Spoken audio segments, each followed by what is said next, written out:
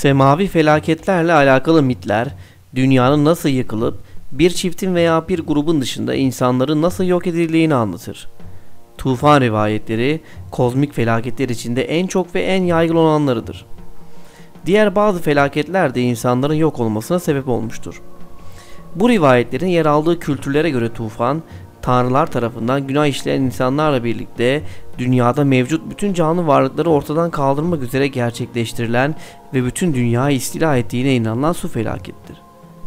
Hatta bu dünyayı su basması veya bir bölgenin tamamen yok olması, sular altında kalması efsanesiyle ilişkili olarak Atlantis, Mu gibi kayıp kıtalar ve alternatif kıyamet senaryoları üzerine birçok konu işlenmiştir.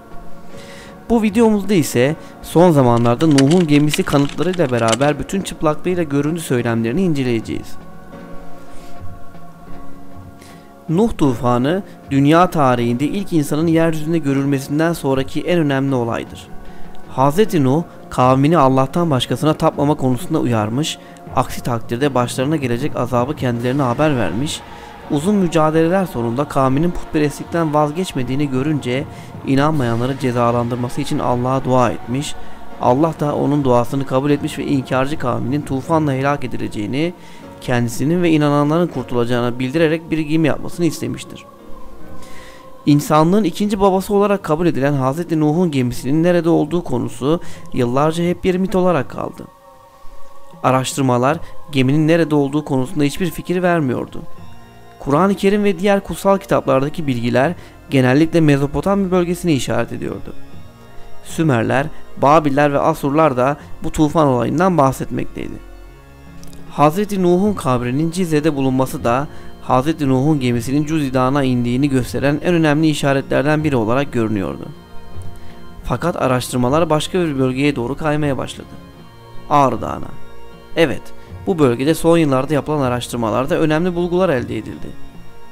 Bölgede araştırmalar devam ederken Nuh'un gemisini andıran bir gemi gövdesine ait yeraltı radar görüntülerinin tespit edilmesiyle büyük yankı uyandıran belgesel yapımcısı Cem Sertesen, 23 yıl süren çalışmaların ardından hazırladığı raporun final cümlesinde geçen yazıda "Evet, bu bir gemi oluşumu izidir. Gövdeyi gördük ve bir an önce bölgede arkeolojik çalışmalar başlatılmalı" diyerek büyük sırrın açığa çıktığını belirtmişti. Peki bu açıklama ne kadar gerçekçiydi? Üstelik Cem Sertesen ile Ağrı Kültür ve Turizm Müdür Yardımcısı Erkan Kösedağ, Doğu Beyazıt'ta 25 kilometre uzaklıkta Ağrı Dağı eteklerinde bulunan Telçeker köyü sınırlarında yer alan bölgede Nuh'un gemisinin kanıtlarla bulunduğunu iddia ediyordu. Bölgede 23 yıl süren araştırmalarını belgesel haline getiren Sertesen, insanlık tarihinin en büyük efsanesi olan Nuh'un gemisinin iziyle ilgili ilginç bilgiler veriyordu. Bu bölgeyi 1995 yılında gördükten sonra belgesel yapmaya karar veren, 1959 senesinde Nuh'un gemisinin harita görselleri üzerinden keşfini yapan harita yüzbaşı İlhan Durupınar ile tanışan Sertesen, yüzbaşı ile röportajında kendisine 1960 yılında Walt Disney tarafından gönderilen mektup hadisesinden bahsetmişti. Mektupta Amerikalı firma tarafından Nuh'un gemisinin bulunduğu şehir, yani Doğu Beyazıt için 50 milyon lira yatırım bütçesinin ayrıldığı yazıyordu. Bu gerçekten ülkemiz adına çok önemli bir hadiseydi. Walt Disney bu ilçeye o dönemde yollar, oteller ve havaalanları gibi birçok yatırım yapacaktı. Fakat o dönemde ülkemiz çalkantılı bir dönemdeydi ve ilk ihtilal ile tanışıyordu. Bunun sonucu olarak da konuyla ilgilenecek hiç kimse de çıkmadı ve bu olay hiçbir sonuca ulaşılamadan bu şekilde kapandı. Nuh'un gemisiyle ilgili araştırmalarda dönüm noktası olan 3 önemli kişi var. 1985 yılında Doğu Beyazıt'ta konuyla ilgili ilk bilimsel araştırmalar yapıldı. Amerikalı bilim insanları ile ortaklaşa yapılan araştırma sonucunda bir gemi gövdesine ait yeraltı radar sonuçları elde edildi. Şimdi kronolojik olarak bakacak olursak Nuh'un gemisini ilk olarak harita yüzbaşı İlhan Durupınar keşfetti. Ölçülsün, boydan boya ölçülsün, simetrinin bozulduğu en ufak bir yer yok. Tam bir gemi şekli. Ara Güler ilk fotoğraflarını çekti.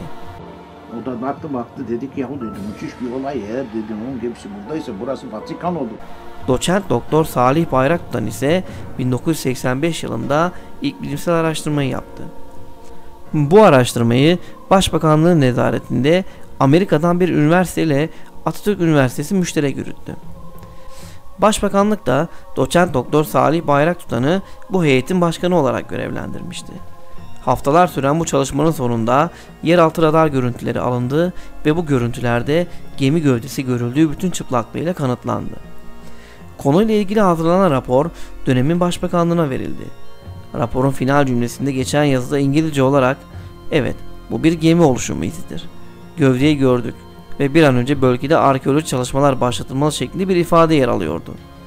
Şimdi ise arkeolojik kazıların yapılması ve gerçeklerin ortaya çıkmasını bekliyoruz.